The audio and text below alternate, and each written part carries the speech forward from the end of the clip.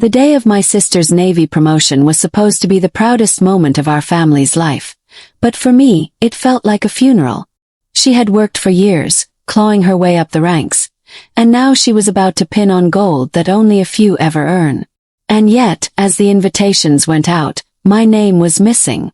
No seat, no acknowledgement, no mention that I even existed. It was as if she had erased me from her story, like I was some embarrassing shadow she couldn't stand to have near her shining light. I told myself it was a mistake, but deep down I knew better. She had always been the golden child, the one who never stumbled, the one teachers, relatives, and commanders praised. I was the opposite, the reminder that not every child lives up to expectations. Somewhere along the way, my sister decided that the clean, perfect image she was building couldn't afford to have me in the background. So when her big day came, she made sure I wasn't part of it. I sat at home that morning, furious and heartbroken. I wanted to disappear. But then, something happened that I could never have expected. Word of what she had done spread quietly among the men and women who had fought, bled, and trained by her side. And when the promotion ceremony began, in front of rows of admirals, captains, and family members, 300 Navy SEALs, men and women as hard as steel, as loyal as blood, rose to their feet. They didn't speak. They didn't need to. Their action told the world the truth. You can try to erase family, but honor won't let you succeed. That was the day my sister's silence broke louder than any cheer.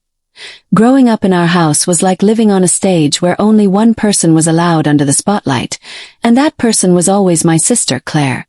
From the earliest days of school, she seemed built for perfection. Sharp-minded, strong-willed, and relentless in a way that made adults lean forward whenever she spoke. Teachers praised her as if she were destined to save the world. Neighbors bragged about her achievements as though they were their own. And my parents? Well, my parents beamed every time her name was mentioned, their pride swelling with every medal she brought home. I was the background character, the one always in the wings, fumbling my lines, struggling to keep pace with her glowing script. I wasn't lazy, but compared to her blazing trail, everything I did looked dull. When she joined the Navy at 18, the family sent her off like she was a queen embarking on a glorious voyage, and I stood in the back, clapping with everyone else, secretly proud but already aware of the widening gap between us. That gap became a canyon as the years passed. While she racked up promotions, respect, and medals that glittered like sunlight on water, I stumbled from one odd job to another, never quite finding my place. I tried college twice and dropped out both times. I worked in a hardware store, then in a repair shop, then bounced through temp jobs that left no mark on the world. My parents rarely said it outright, but I could hear the disappointment in their sighs, see it in the way their eyes lingered on me before they shifted back to Claire's framed photographs that lined the hallway walls. Every holiday dinner became a slideshow of her achievements, stories about the ships she had served on, the missions she had led, the commendations she had earned. I would sit there, quietly eating, pretending the food didn't taste like ash in my mouth. Claire and I barely spoke anymore, except for the occasional strained phone call where she'd ask polite questions in the tone one uses for strangers. Once, I tried to open up about how lost I felt, hoping she might give me advice or even just acknowledge me as her brother, but she cut me off with that clipped efficiency that made her such a sharp officer. "You need to find direction," she said flatly, as if reading from a manual. "Drifting through life doesn't earn respect." After that, I stopped trying. Our relationship shrank to silence, like a plant left too long without water. Then came the news that she was up for a major promotion, one of those career-defining leaps that only a select few achieve. My parents could hardly contain themselves. They called relatives, posted on social media, and began planning trips to attend the ceremony. At dinner one night, my father raised his glass and declared, "Our Claire is about to make history. This family will never be forgotten." His words were meant as praise, but they landed on me like a sentence. Never be forgotten unless you're me, I thought bitterly. Still deep inside, I couldn't help feeling proud. Despite the distance between us, she was my sister, and part of me wanted to be there, to clap for her, to stand in the audience and maybe, just maybe, catch her eye and see even the faintest acknowledgement that I mattered. But the invitations told another story. They arrived in crisp envelopes, addressed to my parents, cousins, and even distant relatives who hadn't spoken to Claire in years. When my mother handed me the stack and I flipped through, my name wasn't there. I thought maybe she had forgotten in the chaos of Navy protocol, so I asked casually, "Did mine get lost in the mail?" My mother's smile faltered, and my father shifted in his chair. "Claire didn't include you," he said finally, his tone tight, as if bracing for an explosion. I laughed at first because surely he was mistaken. But the truth was plain in their eyes. She hadn't forgotten me, she had erased me. The hurt was a physical thing, sharp and hot, lodging in my chest like shrapnel. I tried to brush it off, to act like it didn't matter, but the wound ran deeper than I wanted to admit. "Maybe she thought it would be complicated," my mother murmured, trying to soothe. Complicated. That was the word people always used when they didn't want to say unwanted. My father told me not to stir trouble, that this was Claire's moment and I should respect her choices. But how was I supposed to respect being erased by my own flesh and blood? The days leading up to the ceremony were a blur of mixed emotions. My parents buzzed with excitement, packing their bags, rehearsing what they'd say to admirals and officers. The house felt like a shrine to Claire, with her portraits smiling down from the walls as though mocking me. I spent most of my time outside, wandering the neighborhood, wondering if I should show up anyway, uninvited, just to prove I existed. But the idea of walking into that room and seeing her face, cold, maybe even angry at my presence, was unbearable. The thought of her pretending I wasn't there in front of everyone was worse than not going at all. On the morning of the ceremony, I woke before dawn, unable to sleep. I stared at the ceiling, feeling both hollow and heavy. I told myself I didn't care, that it was just another reminder of where I stood in her life. Yet my chest ached with something I couldn't name. Grief, maybe, or longing.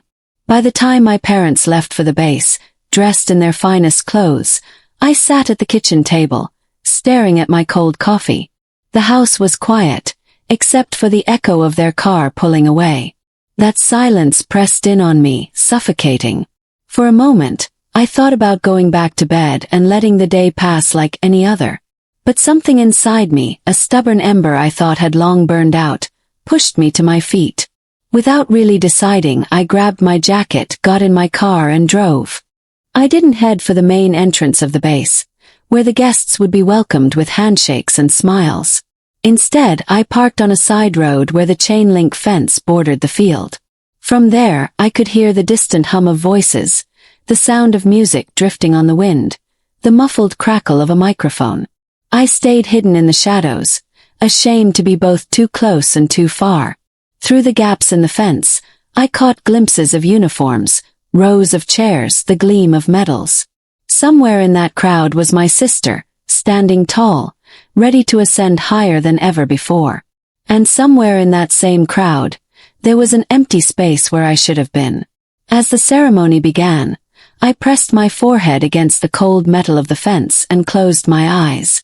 I tried to imagine what it felt like for her, to stand there with everyone's eyes on her, to feel the weight of respect and admiration pressing down like a crown. I wondered if she thought of me at all in that moment, or if she had trained herself so thoroughly to forget me that I no longer existed in her world. The thought twisted in my gut. I told myself I hated her, but the truth was worse. I still wanted her to look for me, to wish I was there. I still wanted to matter. The ceremony unfolded in the distance, and though I could not see everything clearly from my place near the chain-link fence, I could hear the rhythm of it, the rehearsed formality that always seemed to accompany military events. A commanding voice boomed over the speakers, announcing ranks and accomplishments, while polite applause rose and fell like waves. Every clap was another reminder of how far removed I was from my sister's world, a world polished and perfect, where I didn't belong. I leaned against the fence, the cold steel biting into my palms, wondering why I had even come at all. Maybe it was desperation, maybe the faint hope that something might change if I stayed close enough to hear her name spoken with reverence. I imagined her standing there, back straight, chin lifted, uniform pristine, looking every bit the hero everyone believed her to be. For a fleeting second, I tried to borrow some of that pride for myself, to convince myself that even if she didn't want me there, I was still her brother, and that meant I shared a sliver of her light. But the thought soured as quickly as it came. If she had her way, I would vanish completely, a ghost she never had to acknowledge. The speeches dragged on, filled with formal words and stiff phrases, but beneath them I could hear something else. The occasional shuffle, the cough, the murmur of restless movement. Then came the moment they called her forward. The crowd erupted with applause, louder, sharper, like thunder rolling across the field.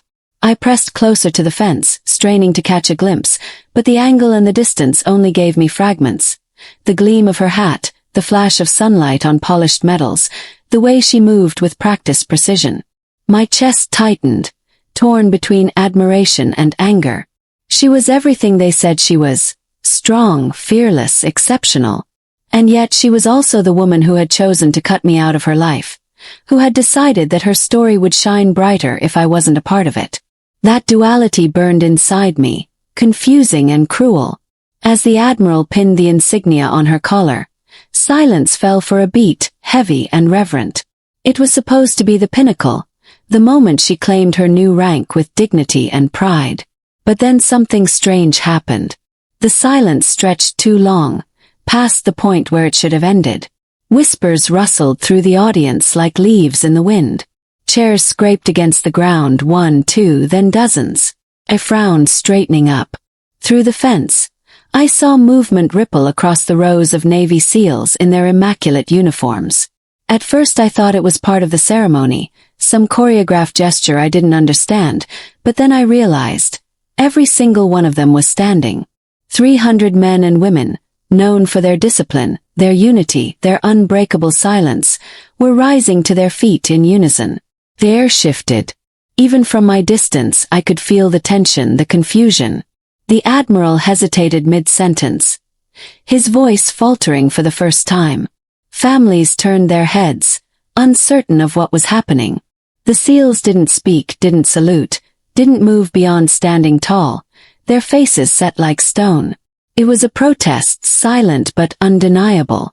My heart pounded so loudly I could hear it in my ears. I had no idea what had sparked it, but the truth began to dawn on me with slow, staggering weight. This wasn't about her rank or protocol or tradition. This was about me. Somewhere along the way, word of what Claire had done, erasing me from the invitations, scrubbing me out of her day, had spread among those who served with her. They had chosen as one body to answer it. They stood not against her promotion, but against the silence she had built around me. In their world, loyalty was sacred, and leaving behind family was a betrayal greater than any stumble I had ever made.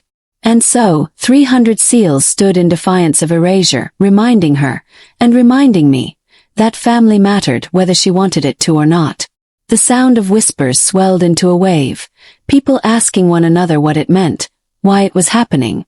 The admiral cleared his throat, tried to regain control, but his words fell flat against the sheer weight of the gesture.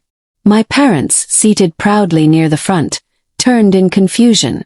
My mother's hands fluttered in her lap, her face pale. My father stared straight ahead, jaw tight, as if willing himself not to react. Claire's reaction was what caught me like a hook. I couldn't see her face clearly through the crowd, but I could feel her discomfort radiating across the field. She shifted her weight, adjusted her posture, but the stillness of the SEALs left her exposed, stripped of the flawless image she had curated. For once, her perfection cracked. I should have felt vindicated, triumphant even. This was justice, wasn't it? The universe, or rather the very warrior she commanded, had called her out in front of the highest ranks, in front of her peers, in front of our family. But instead of victory, I felt an ache deep inside, heavier than before. Because I hadn't wanted her to be humiliated. I hadn't wanted to be the cause of this silent rebellion. All I had ever wanted was to be seen, to be acknowledged as her brother, even if I had nothing shining or impressive to my name. Watching her squirm under the weight of 300 stares, I realized the cruelty of it. She had erased me, but now the erasure had backfired, and she was being forced to face it publicly, without escape. The admiral, perhaps sensing the danger of letting the moment spiral further, quickly moved the ceremony along. His words clipped and hurried. The seals, just as silently as they had risen, eventually sat back down, but the damage was done. The air never returned to normal. Applause rang out again, but it was hesitant, fractured, as though the audience couldn't quite forget what they had witnessed. Claire pinned her new rank, accepted her salute, smiled stiffly for the cameras, but the golden glow of her day had dimmed irreversibly. From my place at the fence, I exhaled a breath I hadn't realized I'd been holding. My hands trembled against the steel links, my throat thick with emotions I couldn't untangle. Pride, guilt, sorrow, relief. They all churned together, leaving me hollow and overwhelmed. I had wanted to matter, and in the strangest, most unexpected way I did. But it wasn't the way I had dreamed of. Instead of being welcomed into her story, I had been forced into it by others, dragged into the light by people who understood the value of family better than my own sister did. As the crowd began to disperse, I turned away from the fence, unable to watch any longer. The sun was high, burning against my skin, but I felt cold. I walked back to my car, every step heavy, replaying the moment in my mind.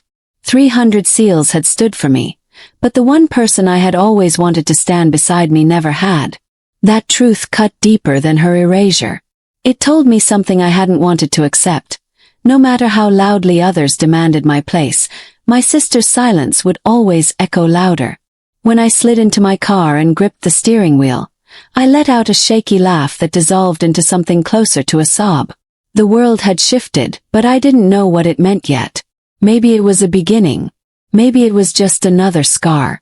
All I knew was that for the first time in years, Claire had been forced to look at me, not as a failure, not as a shadow, but as someone who couldn't be erased.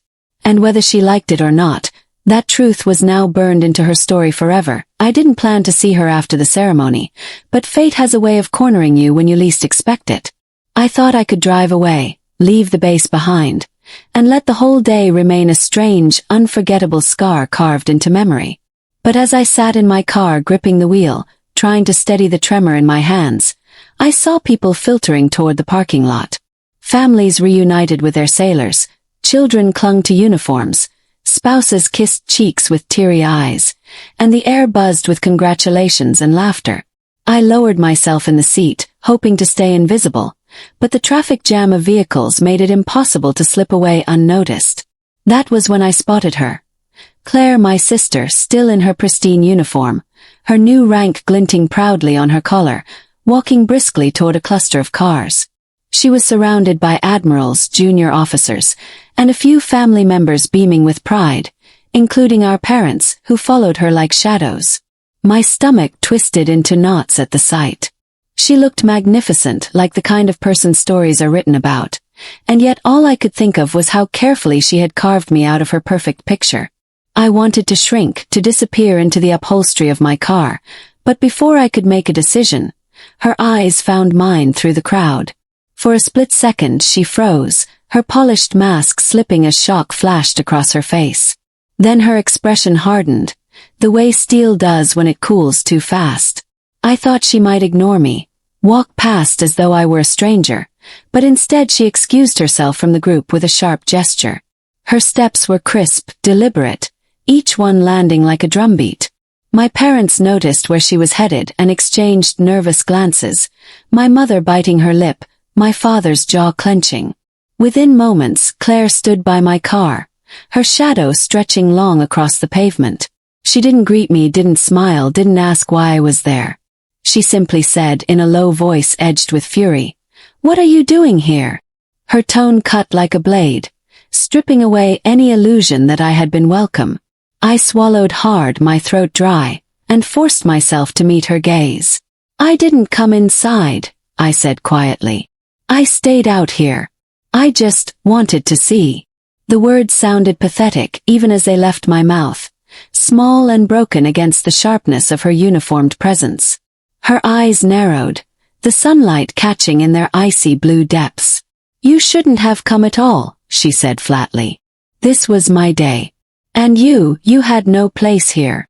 Each word struck harder than the last, but I stood my ground, something I rarely managed when it came to her. "No place."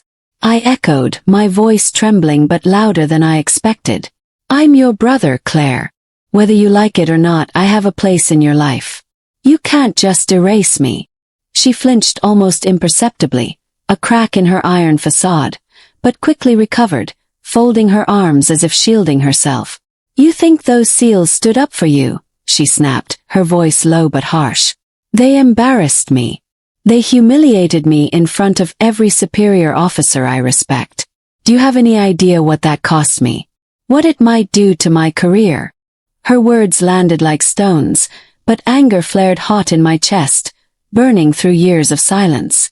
Do you have any idea what it cost me to be erased from your life? I shot back, my voice breaking. To sit at home while everyone else bragged about you, while Mom and Dad worshipped the ground you walked on, while I was treated like the family's mistake. You didn't just erase me from a ceremony, Claire. You erased me from you. And maybe those SEALs saw something you didn't. They saw that blood matters. That family matters. My voice rose despite the lump in my throat, the rawness spilling out like water from a cracked dam. People nearby glanced over, but I didn't care. For once, I wasn't going to be silent. She stiffened, her face unreadable, her jaw tight. You don't understand what it takes, she said after a pause, her voice quieter but no less sharp. Everything I've achieved, every step I've climbed, has been because I gave up distractions, weakness, anything that could tarnish my image. Do you know how hard it is for a woman to rise in this world? One mistake, one vulnerability, and it all comes crashing down. I couldn't afford to carry you with me. Not when you kept stumbling, failing, drifting.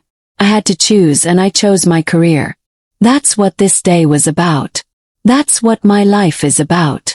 Her words were calculated, but her voice cracked ever so slightly on the last sentence, betraying a flicker of something deeper.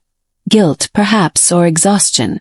For a long moment, I stared at her, trying to reconcile the sister I remembered. The girl who once held my hand when I was scared of the dark, with a woman standing before me now, wrapped in armor built from ambition and fear. I wanted to hate her, but what I felt instead was a profound sadness, like mourning someone who was still alive. You didn't have to carry me, I whispered, my voice barely audible. You just had to not throw me away. Silence stretched between us, thick and heavy, filled with everything we'd never said over the years. She opened her mouth as if to reply, but no words came. For once, the woman who always had an answer stood speechless. Our parents reached us then, my mother wringing her hands, my father's face stern. Enough, he said firmly, his voice tight with authority. This isn't the place. But his words fell flat.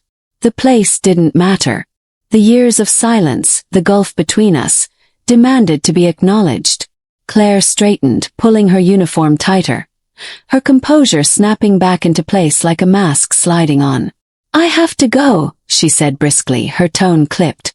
She turned as if to leave, but for a fleeting second her eyes softened, just enough for me to see the storm beneath. Then she was gone, swept back into the crowd, into the arms of admirals and officers who congratulated her as though nothing had cracked beneath the surface. I stood there long after she left, my parents hovering uncertainly before they too drifted away, unsure how to bridge the chasm between us. The parking lot emptied slowly, cars pulling away one by one, until I was left alone with the echo of our confrontation ringing in my ears. I had spoken truths I never thought I'd have the courage to say, and she had heard them, even if she didn't admit it. For the first time in years, we had faced each other honestly, without the shields of silence or perfection. It hadn't healed anything, not yet, but it had broken something open, something that could no longer be ignored. And though I didn't know what would come next, I knew this much. The story wasn't over. The days after the ceremony felt like walking through the aftermath of a storm. Calm on the surface, but with debris scattered everywhere, reminders of the chaos still lying heavy underfoot. I didn't hear from Claire, not a call, not a message, not even a second-hand word passed through our parents, but the silence itself carried a weight it hadn't before. It was no longer the cold indifference she had perfected over the years. It was the silence of someone who had been forced to face something they couldn't ignore. Still, it cut deep, and though part of me hoped she might reach out, I didn't wait for it. Instead, I went back to my ordinary days, working shifts that felt pointless, walking the same streets, carrying the same dull ache that had been there for years but now throbbed rawer because of how close I had come to breaking through. My parents, on the other hand, struggled to keep the world upright. My mother called me more often than usual, her tone laced with forced cheer, asking if I'd eaten, if I was sleeping well, if I needed anything. She never mentioned the ceremony directly, but her questions felt like apologies she didn't know how to form. My father was different. He avoided the subject altogether, speaking only in short sentences when I visited, his eyes never lingering on mine for too long. I could see the conflict in both of them, the way they wanted to stay loyal to Claire's brilliance while also grappling with the undeniable truth that had played out in front of hundreds. They could no longer pretend I was invisible. One evening, a few nights after the ceremony, my mother invited me to dinner. It was just the three of us, her, my father, and me, sitting in the same dining room where countless celebrations of Claire's achievements had taken place. The smell of roast chicken filled the air, a familiar comfort, but the mood was strained. My mother tried to keep the conversation light, asking about my work, about the weather, about meaningless details. I answered politely, but the unspoken hung over us like smoke. Finally, my father set down his fork with a deliberate clink and said, "What happened out there? It wasn't right." His voice was low, steady, but laced with unease. I froze, staring at him, unsure if he meant the SEAL's protest or Claire's decision to erase me. My mother reached for his hand across the table, her eyes darting to mine nervously. "Your sister was under a lot of pressure," she said softly, as if reading from a script she didn't fully believe. But my father shook his head. "Pressure doesn't excuse family," he muttered, his jaw tight. It was the closest he had ever come to admitting that maybe, just maybe, they had been wrong in how they let her shine while I stood in her shadow. The admission didn't bring me joy. Instead, it felt heavy, almost unbearable. For years I had craved recognition, some acknowledgement that I wasn't the failure they made me out to be. But now that it was here, it tasted bittersweet. Because the truth was, it hadn't come from them willingly. It had been forced by an audience, by 300 strangers who knew nothing of our history. I nodded slowly, unable to speak, and the room fell back into silence, each of us trapped in our own thoughts. My parents, I realized, were finally beginning to see me, but only because they had no other choice. The light of Claire's perfection had cracked, and in that crack, I had become visible. It hurt that it had taken so long. Meanwhile, though I didn't know it at the time, Claire herself was unraveling in ways she had never allowed before. For all her rigid discipline, all her polished control, the protest had struck her harder than she let on. She had spent her career building an image of flawless strength, but the SEAL's Act had cut through that like a blade. For the first time, she wasn't just answering to admirals or evaluations or performance reports.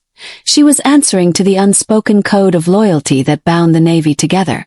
She had betrayed that code not through her duty, but through her own blood.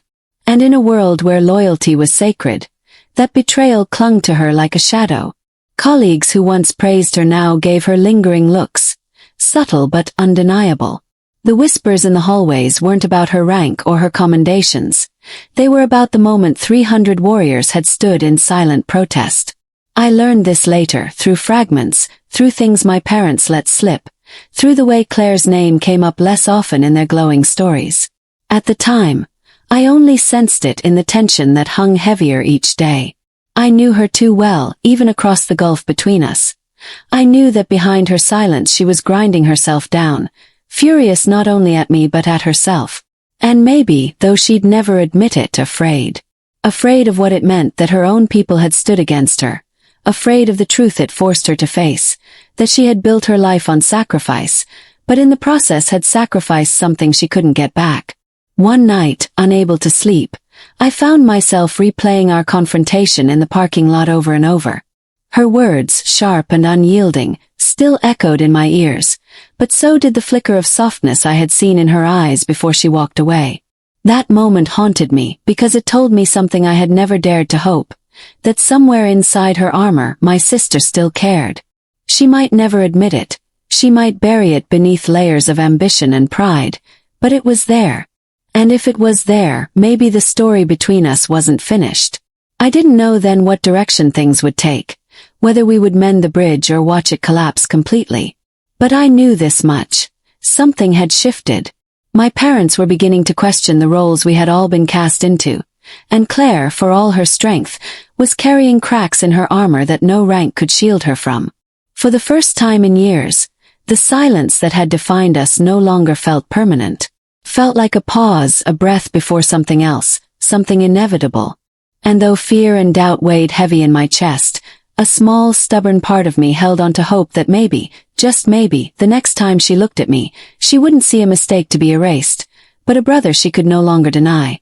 Weeks slipped by after the ceremony, each one dragging its heels as though time itself resisted moving forward, but the tension that had taken root between Claire and me never left.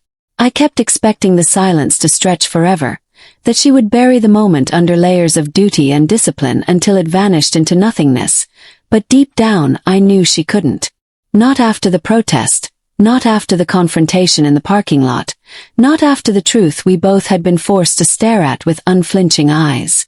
My parents hovered uneasily in the middle, torn between their golden daughter and the son they had overlooked for so long, but even they seemed to recognize that something had cracked open that could not be ignored. One evening, when the sky was heavy with clouds and the smell of rain hung thick in the air, my phone buzzed with a message that sent a shock down my spine. "Can we meet?" 'Twas from Claire. Just 3 words, but they carried the weight of years. I stared at the screen for a long moment, my heart hammering, before I typed back a single word: yes. We chose a quiet cafe near the harbor, the kind of place where sailors sometimes drifted through between deployments, but on that night was almost empty. I arrived early, nerves coiling tight in my stomach, and took a seat near the window. The rain had started by then, streaking down the glass, the sound of it drumming softly against the roof. I half expected her not to come, to change her mind and retreat back into her world of certainty, but when the door opened, there she was. Still in uniform, though not the ceremonial one, just the everyday blues, pressed and perfect. She scanned the room, her eyes landing on me, and for the first time in what felt like forever, I saw not the officer, not the flawless figure everyone revered, but my sister. She walked over slowly, her steps less rigid than usual, and when she sat across from me, she didn't speak right away. The silence between us was thick but not hostile, more like 2 people standing on opposite banks of a river, trying to decide who would build the bridge first. Finally she sighed, her shoulders sagging in a way I had never seen before. "I owe you an apology," she said, her voice quieter than I'd ever heard it. The words hung in the air, fragile, almost unbelievable. "What I did, leaving you out, erasing you, it was cruel. I told myself it was necessary, that I had to keep my image spotless, that dragging you along would make me look weak. But the truth is, it wasn't about weakness. It was about fear. I was afraid of what people would think if they saw the parts of me that weren't perfect. And you reminded me of those parts. I punished you for it, and I shouldn't have." Her voice cracked then, just slightly, but enough to cut through me. I had waited so long to hear something, anything that sounded like regret from her lips, and now that it was here, it nearly broke me. I swallowed hard, my throat tight. "Do you know what it felt like, Claire?" I asked, my voice shaking despite my effort to steady it.